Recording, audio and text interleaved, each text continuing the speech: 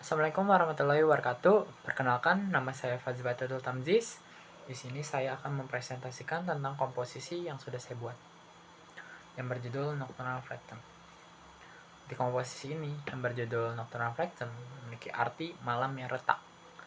Arti dari retakan dari komposisi ini adalah saya mengeksplorasi tentang perpaduan antara instrumen gamelan Bali dan juga piano.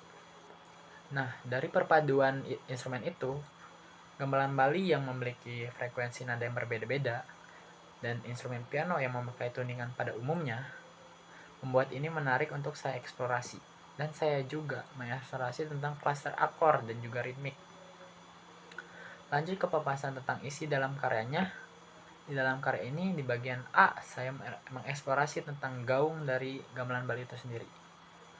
Yang membuat unik dari instrumen gamelan Bali memiliki frekuensi yang berbeda-beda di setiap alat-alatnya. Dan perpaduan antara suara gamelan Bali yang memiliki gaung yang panjang dan setiap alat dari gamelan yang memiliki frekuensi yang berbeda-beda menciptakan suatu harmoni yang disonan dan unik. Terutama pada bagian jegok, saya menyuruh pemain untuk memakai dua penakol dan gaya permainannya memukul bagian bawah gamelan yang ditahan terus setiap nadanya, membuat suatu ambience yang unik untuk dieksplorasi. Sama dengan bagian lainnya, saya menyuruh pemain memainkan nada dengan sustain atau ditahan di setiap nadanya, agar menimbulkan gaung yang unik dari kesatuan harmoni di instrumen gamelan Bali. Nah, dilanjutkan dengan piano, masuk sesudah gamelan di sini. Piano memainkan solo terlebih dahulu dan sehabis itu jegok memulai pattern yang sama seperti sebelumnya untuk membuat ambience dalam komposisi ini. Di sini saya memulai memadukan antara instrumen piano dan instrumen gamelan Bali. Dan di bagian A diakhiri dengan cluster akor dari instrumen piano.